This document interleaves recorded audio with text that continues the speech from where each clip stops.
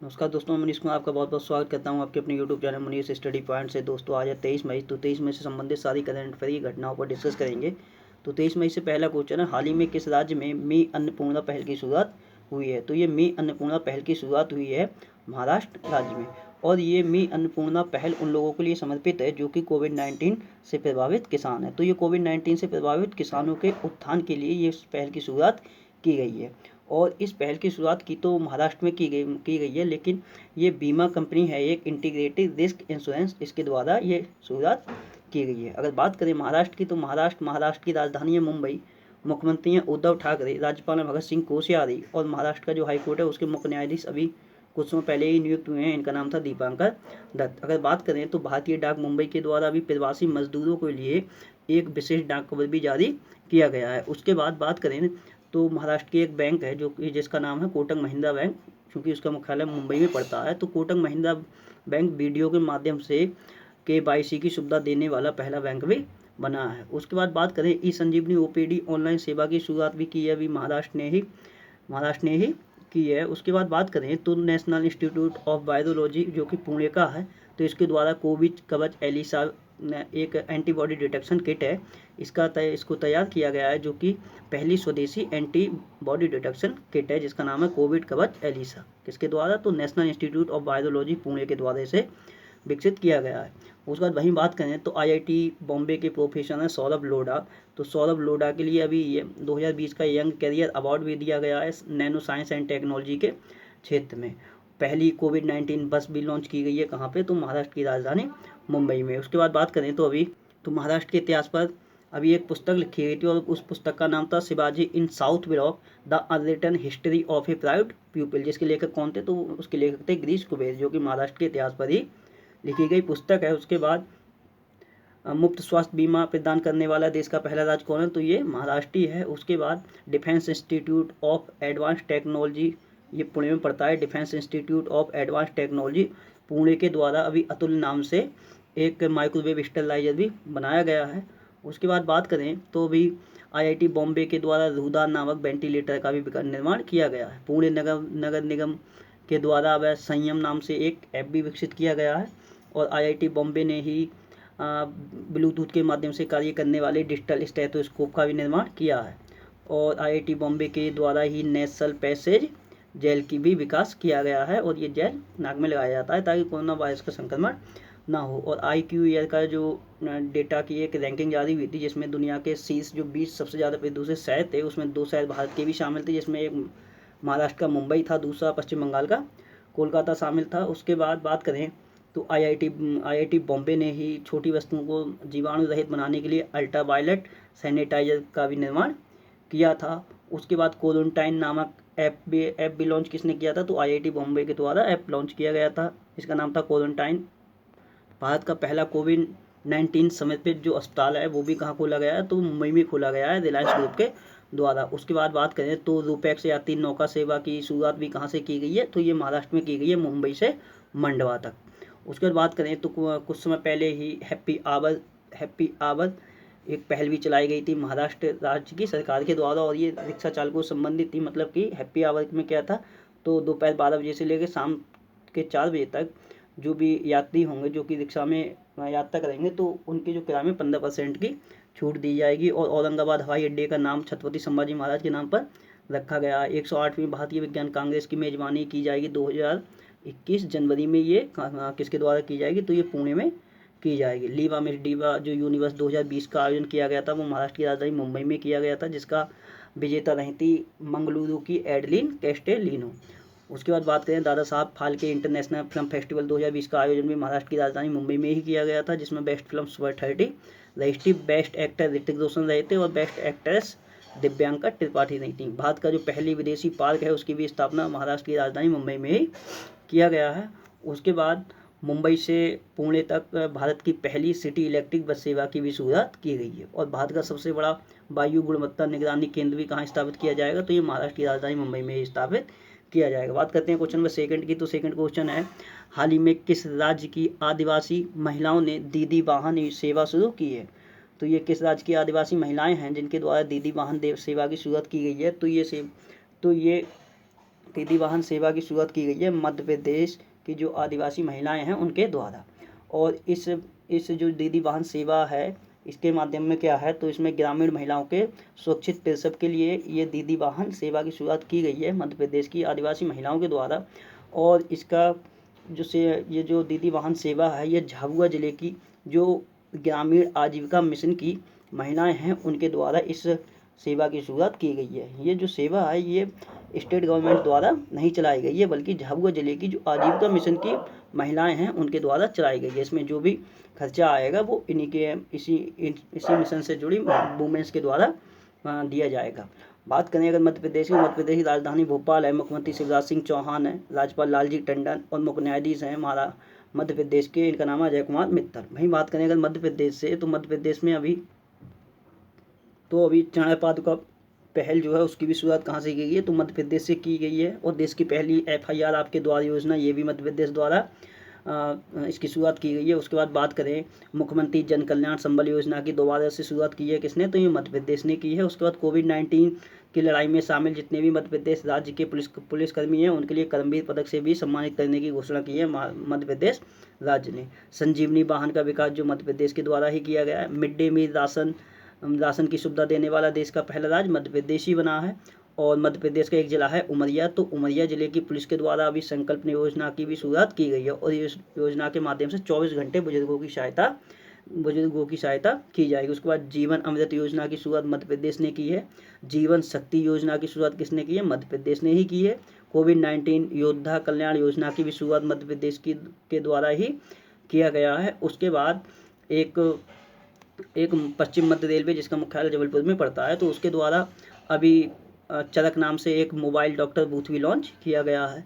वहीं बात करें तो लॉकडाउन के चलते शिक्षा को प्रसारित करने हेतु मध्य प्रदेश की सरकार ने रेडियो स्कूल कार्यक्रम भी चलाया है। ड्रोन के माध्यम से पूरे शहर को सैनिटाइज करने वाला देश का पहला शहर कौन बना है, तो ये मध्य प्रदेश का इंदौर ही है। उसके बाद अगर बात करें तो छिंदवाड़ा की भावना डेहरिया के द्वारा ऑस्ट्रेलिया की सबसे ऊंची चोटी है जो माउंट कोसियोस्कू, उस पर भी सफलतापूर्वक चढ़ाई पूरी की गई है। वहीं बात करें तो नमस्ते ओरछा महोत्सव का भी आयोजन मध्य प्रदेश के निवाड़ी जिला में किया गया था।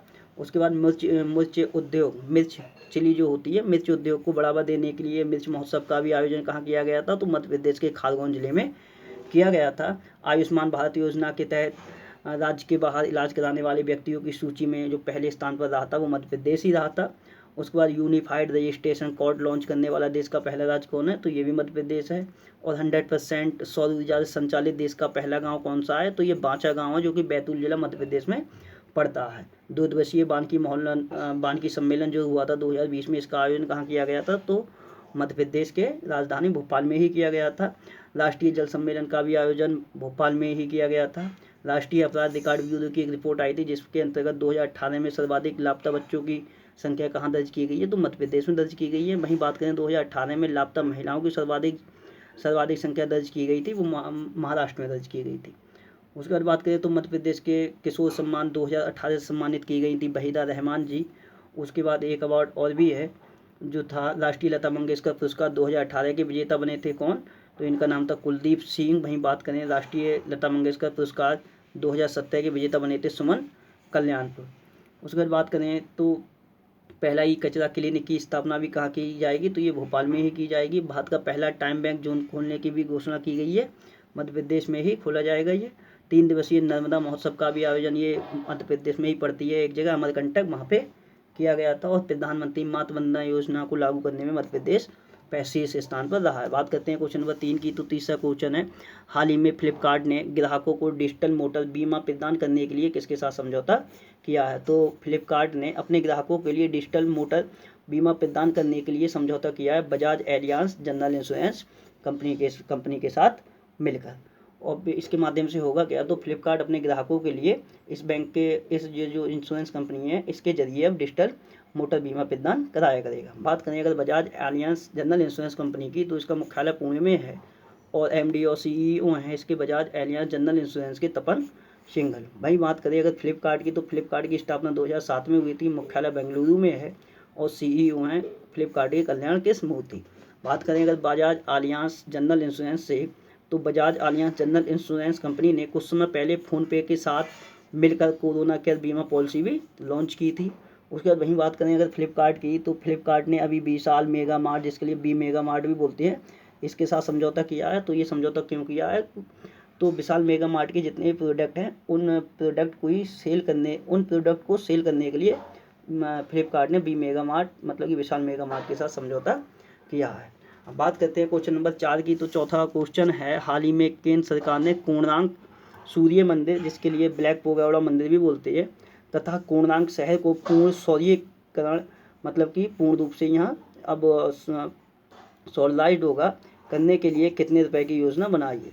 तो पूर्णतः सौर्यीकरण करने के लिए केंद्र सरकार ने कोणार्क सूर्य मंदिर तथा कोणार्क शहर के लिए जो योजना बनाई है वो बनाई है 25 करोड़ रुपए की। और इन रुपयों के माध्यम से जो कोणार्क पूरा शहर है तथा कोणार्क का जो सूर्य मंदिर है अब उसके लिए पूर्णतः सोलराइज्ड किया जाएगा, मतलब कि पूर्ण रूप से उसका सौर्यीकरण किया जाएगा। और ये दोनों कहाँ पड़ते हैं, कोणार्क और कोणार्क सूर्य मंदिर, तो ये पड़ते हैं उड़ीसा में। बात करते हैं क्वेश्चन नंबर 5 की। तो 5वां क्वेश्चन है, हाल ही में झारखंड राज्य के किस जिला प्रशासन द्वारा तत्पर योजना की शुरुआत की गई है। तो ये तत्पर योजना चलाई गई है रांची जिला प्रशासन के द्वारा, जो कि रांची कहाँ पड़ती है, तो ये झारखंड राज्य की राजधानी है। तो रांची जिला प्रशासन के द्वारा ये तत्पर योजना की शुरुआत की गई है। और इस योजना में होगा क्या, तो घर से लौट रहे जो प्रवासी लोग हैं तो उनकी जानकारी इकट्ठी की जाएगी तथा उन लोगों के लिए उनके घर पहुंचाने के लिए जो भी वाहन होते हैं उनकी सुविधा मुहैया कराई जाएगी रांची जिला प्रशासन के द्वारा। तो यही है जिसका नाम दिया गया तत्पर योजना। तो मैंने यहाँ नोट भी कर रखा है, घर लौट रहे प्रवासी मजदूरों की जानकारी एकत्रित कर उन्हें परिवहन की सुविधा मुहैया कराना। इसके लिए उन्होंने एक हेल्पलाइन नंबर भी जारी किया है और ये हेल्पलाइन नंबर है 1950। बात करें अगर झारखंड की, चूँकि ये रांची पड़ता है झारखंड में, झारखंड की राजधानी है, तो मुख्यमंत्री हैं हेमंत सोरेन, राज्यपाल हैं यहाँ के द्रौपदी मुर्मू, वहीं झारखंड का जो हाईकोर्ट है उसके मुख्य न्यायाधीश हैं डॉक्टर रवि रंजन। बात करें कुछ अन्य पॉइंटों से, तो भी 11वीं हॉकी इंडिया जूनियर व सब जूनियर्स महिला जो राष्ट्रीय चैंपियनशिप होगी वो कहाँ होगी, तो वो झारखंड में आयोजित की जाएगी। उसके बाद अभी हजारीबाग के स्थानीय आदिवासी महिलाओं द्वारा एक पेंटिंग निर्मित की जाती है, सोहराई खोम्बर पेंटिंग, और इसके लिए अभी GI टैग भी प्रदान किया गया है। उसके बाद बात करें तो अपने राज्य के सरकारी स्कूलों में दूरदर्शन की सहायता से ऑनलाइन कक्षाओं की शुरुआत भी की गई है झारखंड राज्य के द्वारा ही। पान मसाला पर 1 वर्ष का प्रतिबंध भी लगाया गया है झारखंड राज्य के द्वारा। और झारखंड राज्य सरकार के द्वारा 3 योजनाएं अभी चलाई गई थी। बिरसा हरित ग्राम योजना, जिसका मुख्य उद्देश्य वृक्षारोपण था। नीलांबर पीताम्बर जल समृद्धि योजना, जिसका उद्देश्य जल भंडारण था।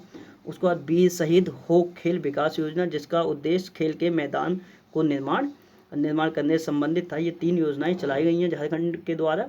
उसके बाद लॉकडाउन के बीच विशेष श्रमिक ट्रेनों के माध्यम से अपने प्रवासी मजदूरों को अपने राज्य में लाने वाला पहला राज्य कौन बना है, तो ये झारखंड ही बना है। उसके बाद बात करें तो अभी झारखंड राज्य ने खाद्य सामग्री की होम डिलीवरी के लिए एक झारखंड बाजार ऐप नाम से एक मोबाइल ऐप भी विकसित किया था। उसके बाद बात करें तो मुख्यमंत्री दीदी रसोई योजना की भी शुरुआत किसने की है, तो ये झारखंड राज्य ने ही की है। और लॉकडाउन के चलते ई-पास प्राप्त करने के लिए जो प्रज्ञाम ऐप चलाया गया है वो झारखंड राज्य के द्वारा ही चलाया गया है। उसके बाद ग्रीन पीस इंडिया की एक रिपोर्ट आई थी जिसके अनुसार भारत का जो सबसे प्रदूषित शहर था वो कौन सा शहर घोषित किया गया, तो वो झरिया था जो कि झारखंड में पड़ता है।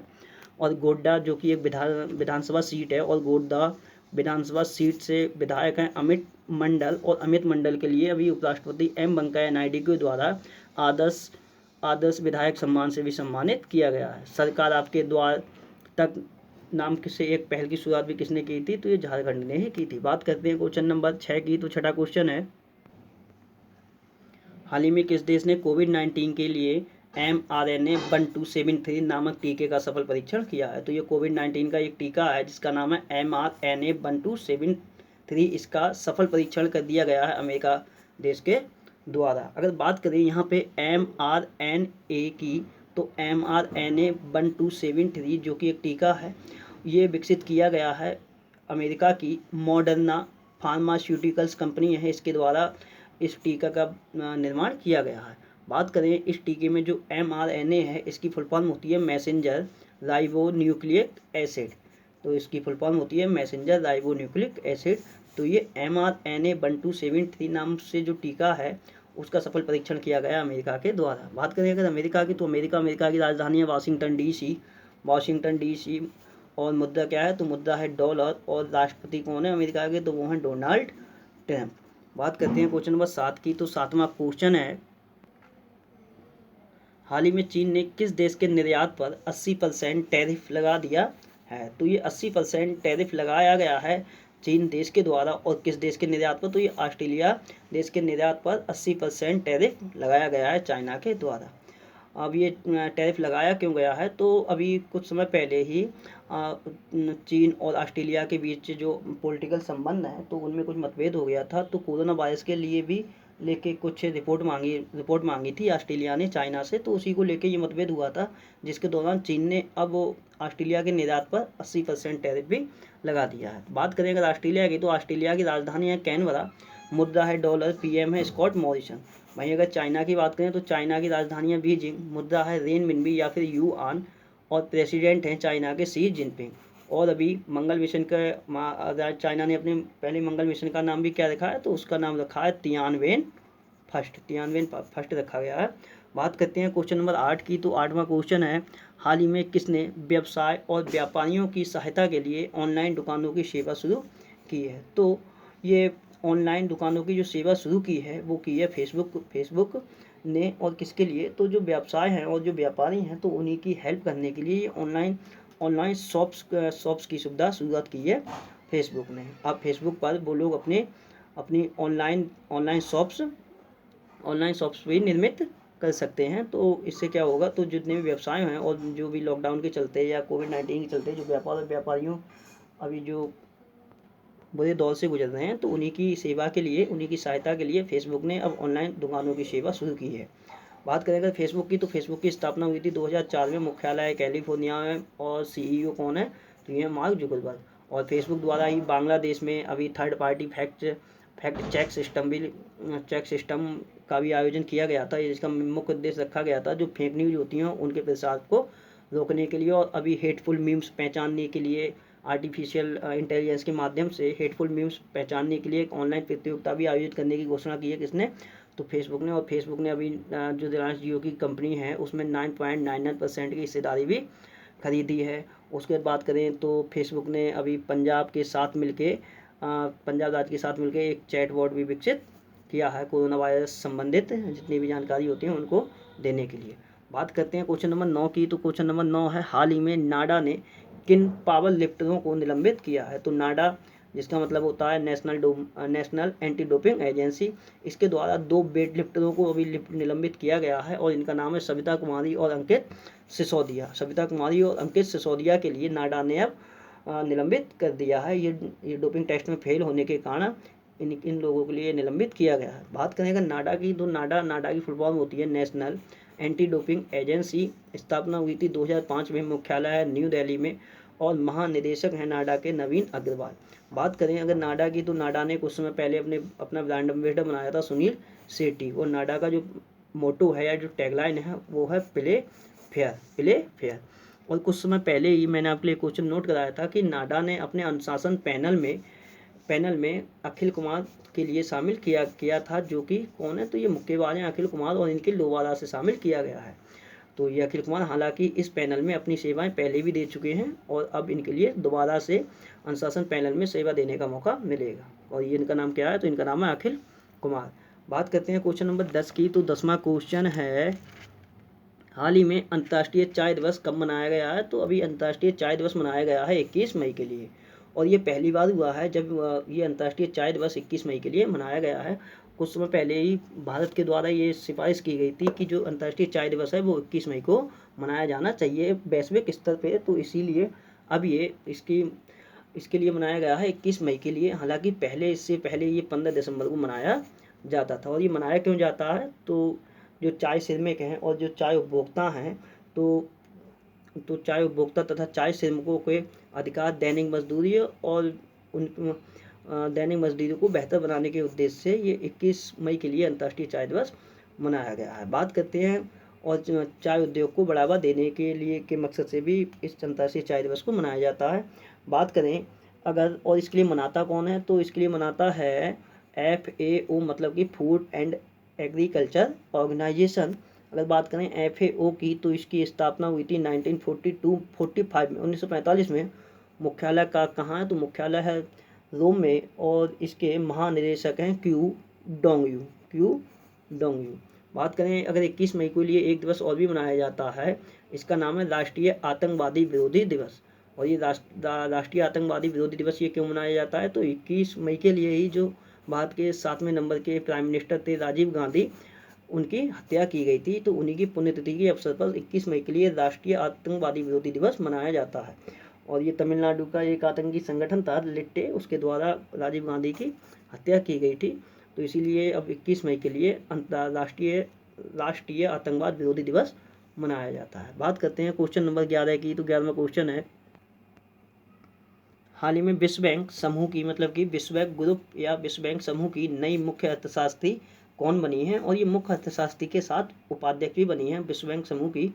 इनका नाम है कारमेन रेनहॉर्ट, और इन्होंने जो जगह ली है वो जगह ली है पिनलोपी कोजीनोई गोल्डबर्ग की। तो पिनलोपी कोजीनोई गोल्डबर्ग जिन्होंने कुछ समय पहले इस्तीफा दिया है, इनके स्थान पर अब कारमेन रेनहॉर्ट विश्व बैंक समूह की चीफ इकोनॉमिस्ट, मतलब कि मुख्य अर्थशास्त्री नियुक्त हुई हैं। बात करें अगर विश्व बैंक की, तो विश्व बैंक की स्थापना हुई थी 1945 में, मुख्यालय वाशिंगटन DC में है। अध्यक्ष कौन है, तो डेविड मालपास हैं, और ये चीफ इकोनॉमिस्ट के साथ उपाध्यक्ष भी नियुक्त किए गई हैं विश्व बैंक की। और MD और CFO कौन है विश्व बैंक की, तो ये हैं भारतीय मूल की अंशुला कांत। बात करते हैं क्वेश्चन नंबर 12 की, तो 12वां क्वेश्चन है, हाल ही में भारतीय रिजर्व बैंक ने कितनी गैर बैंकिंग वित्तीय कंपनियों, मतलब कि NBFC, इसका फुल फॉर्म होती है नॉन बैंकिंग फाइनेंस कंपनीज, का लाइसेंस रद्द किया है। तो ये कितनी गैर बैंकिंग वित्तीय कंपनियां हैं जिनका लाइसेंस भारतीय रिजर्व बैंक के द्वारा रद्द किया गया है, तो ये 14 गैर बैंकिंग वित्तीय कंपनियां हैं। अगर बात करें अगर RBI से, तो RBI ने कुछ समय पहले CKP जो बैंक है, इसका मुख्यालय कहाँ है, तो मुंबई में है, इसका भी लाइसेंस रद्द किया था। और उससे पहले गोवा की एक बैंक है जिसका नाम था Mapusa urban cooperative bank of Goa limited, उसका भी लाइसेंस रद्द कर दिया गया है। और अब ये 14 गैर बैंकिंग वित्तीय कंपनियां हैं, इनका भी लाइसेंस रद्द कर दिया गया है भारतीय रिजर्व बैंक के द्वारा। तो ये कितनी है, तो ये 14 है। बात करें अगर RBI की, तो RBI की स्थापना हुई थी 1 अप्रैल 1935 में, मुख्यालय है मुंबई में,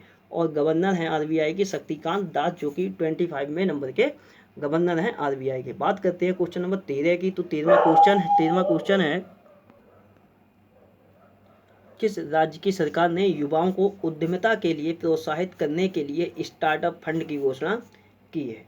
तो ये किस राज्य की सरकार है जिसके द्वारा स्टार्टअप फंड की घोषणा की गई है, इस जो जितने भी राज्य के युवाएं हैं उनके लिए उद्यमिता की ओर प्रोत्साहित करने के लिए, तो ये राज्य है उत्तर प्रदेश। तो उत्तर प्रदेश ने इसकी घोषणा की है। अब उत्तर प्रदेश ने इसकी जो घोषणा की है वो क्यों की है, तो अपने राज्य के युवाओं के लिए उद्यमिता की तरफ, मतलब कि इंटरप्रेन्योरशिप की तरफ प्रोत्साहित किया जाए, उनके लिए उस तरफ आकर्षित करने के लिए इसकी शुरुआत की है।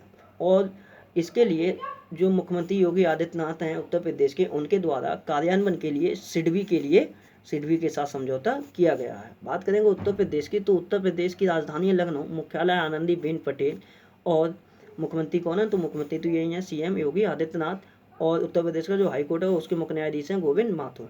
अगर बात करें अगर सिडबी की, तो ये बैंक है जिसकी फुल फॉर्म होती है small industry development bank of India. इसकी स्थापना हुई थी 1990 में, और सिडबी बैंक ने ही जो लघु उद्योग होते हैं तो उनसे संबंधित जानकारी देने के लिए एक इंडिया SME सर्विस नाम से एक प्लेटफॉर्म भी लॉन्च किया था, ये सिडबी ने ही किया था। और सिडबी ये उत्तर प्रदेश की बैंक है, क्योंकि इसका मुख्यालय कहाँ है, तो उत्तर प्रदेश में है। और उसके बाद ये जो छोटे उद्योग होते हैं तो उनके लिए ये ऋण मुहैया कराती है, क्योंकि ये छोटे उद्योग होते हैं, सूक्ष्म लघु तथा मध्यम वर्ग के जो भी उद्योग होते हैं तो उनके लिए ये ऋण सुविधा उपलब्ध कराती है। मतलब कि कहने का मतलब ये है कि ये मोस्टली उद्यमिता से संबंधित है। वहीं बात करें अन्य पॉइंट 2 की सिडबी बैंक से ही, तो कुछ समय पहले नए उद्यमियों के लिए सिडबी बैंक ने स्वावलंबन नाम से एक्सप्रेस चलाने की भी घोषणा की थी। उसके बाद सिडबी बैंक ने ही सूक्ष्म व मध्यम वर्ग के जो उद्योग होते हैं उनको ऋण प्रदान करने के लिए सेव प्लस नाम से एक ऋण योजना भी लॉन्च की थी। और इसका मुख्यालय कहाँ है, तो मुख्यालय लखनऊ में, और अध्यक्ष कौन है, तो मोहम्मद मुस्तफ़ा इसके अध्यक्ष हैं। बात करते हैं क्वेश्चन नंबर 14 की। तो 14वां क्वेश्चन है, हाल ही में किस विश्वविद्यालय द्वारा पब्लिक हेल्थ स्कूल स्थापित करने की घोषणा की है।